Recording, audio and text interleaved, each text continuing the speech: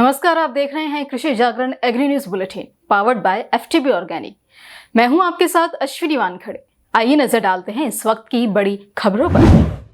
केरल की पिनराई विजयन सरकार ने अगले 5 सालों में किसानों की आय 50% तक बढ़ाने और ये सुनिश्चित करने का वादा किया है कि राज्य में कोई भी व्यक्ति भूमिहीन नहीं रहेगा।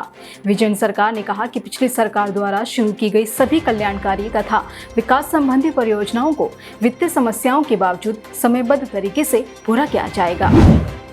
सीएससी एग्रीकल्चर प्लेटफॉर्म हाल ही में सीएससी फेसबुक पेज पर लॉन्च किया गया, जिसमें speaker doctor Dinesh Tyagi, managing director CSC SPV, Sanjay Kumar Rakesh, chief executive officer CSC SPV और Krishi Jagran and agriculture world के editor in chief MC Dominic शामिल थे। आपको बता दें कि ये प्लेटफॉर्म कृषि क्षेत्र से जुड़ी मल्टीपल सर्विस किसानों को प्रोवाइड कराएगा, जिसके बारे में सीएससी के managing director doctor Dinesh Tyagi ने बताया। Benefit all farmers and the objective is to set up 6,000 of these FPOs across the country.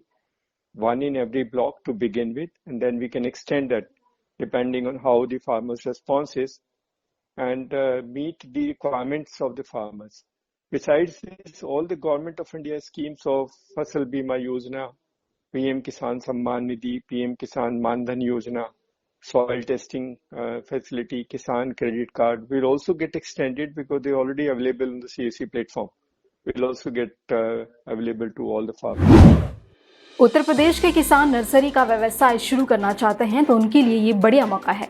दरअसल राष्ट्रीय बागवानी विकास मिशन के तहत उत्तर प्रदेश के 45 जिलों में हाईटेक नर्सरी योजना शुरू की गई है, जिसमें केंद्र और राज्य सरकार से किसानों को 60 और 40% की सब्सिडी दी जाती है। पंजाब के किसान बलिहार सिंह बीज से बाजार तक जहर मुक्त खेती कर देश के किसानों को प्रेरित कर रहे हैं और इस संबंध में कृषि जागरण के एफटीबी प्लेटफॉर्म पर उन्होंने क्या कुछ कहा, आइए जानते हैं।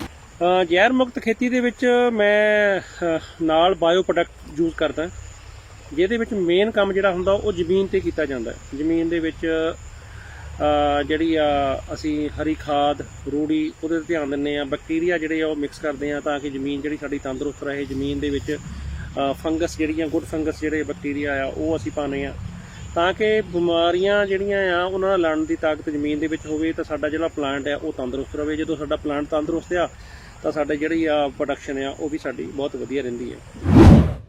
हिमाचल के किसानों के लिए खुशखबरी है। दरअसल हिमाचल सरकार ने गेहूं की सरकारी खरीद की तिथि बढ़ा दी है। अब मंडियों में किसान 31 मई की बजाय 10 जून तक गेहूं बेच सकते हैं।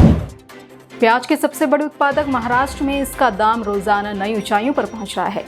पिछले साल जहां नासिक में प्याज 500 से 650 रुपए क्विंटल के भाव पर बिका था, तो वहीं अब इस साल ये 1500 से 2255 रुपए तक के रेट पर बिक रहा है, जिससे कि किसान बेहद खुश हैं।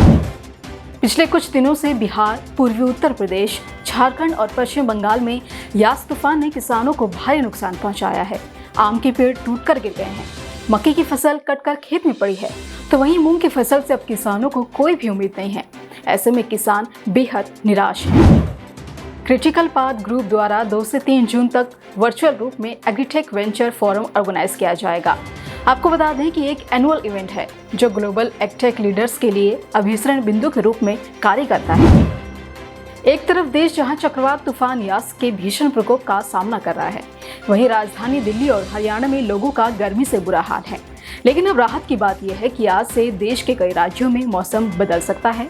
वहीं पहाड़ी राज्यों में आंधी और बारिश का अलर्ट भी जारी कर दिया गया है। इसी तरह की अन्य खबरों के लिए जुड़े रहिए कृषि जागरण के साथ। धन्यवाद।